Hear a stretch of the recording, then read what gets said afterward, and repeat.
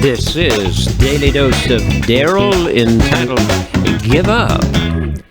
Special things to give up for Lent more important than food. Making food special during Lent. When you eat and drink, it's a special time with a special guest that's available to be with you. It doesn't have to be some other human being. In fact, food from high above Paris, France, I have found is amazing. And it's a special time no matter where you are when you eat food. Now, I've also had just snacks at home, and that's very special too. But meal time is a special time. Number one, instead of giving up some kind of food, give up hurting words and say kind words. During this Daily Dose of Daryl, I'm going to invite you to the table and remind you that that's a special time of meditation and a great symbol that comes to us of people of faith. Give up hurting words and say kind words. Number two, give up sadness and be filled with gladness.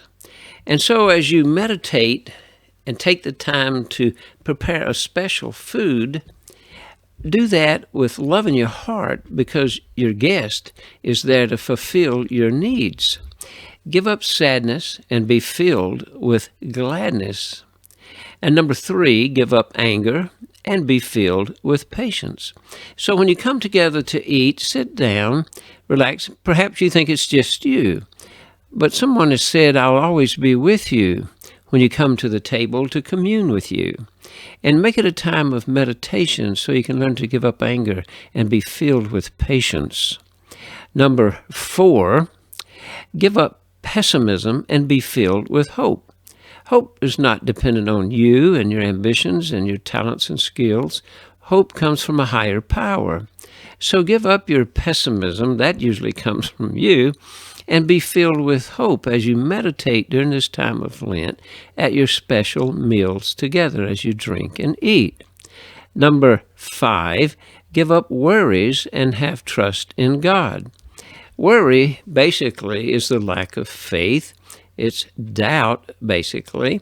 And so when you come together to share a meal and you're communing with your special guest, learn to give up worries and develop a trust in a higher power, God.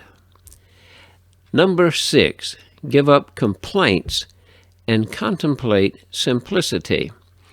Paul said he was, happy with a lot or with little, didn't matter, but be happy. And simplicity of spirit usually is what's the key, and learning to stop griping about what you don't have and appreciate what you do.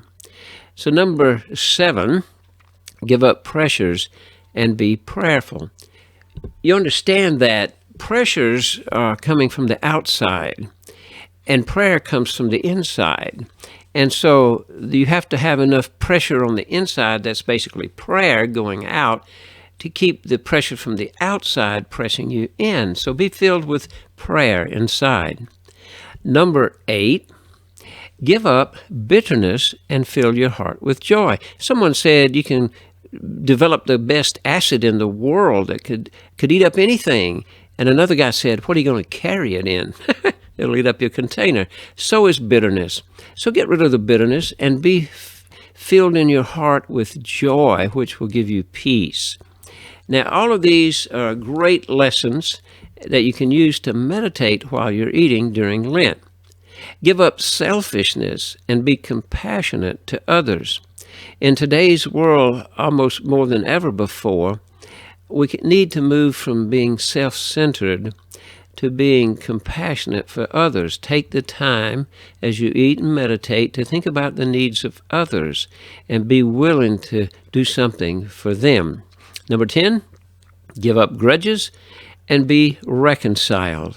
If there's brokenness, always keep the door open and be willing to be the one that moves beyond grudges and things that have been done in the past.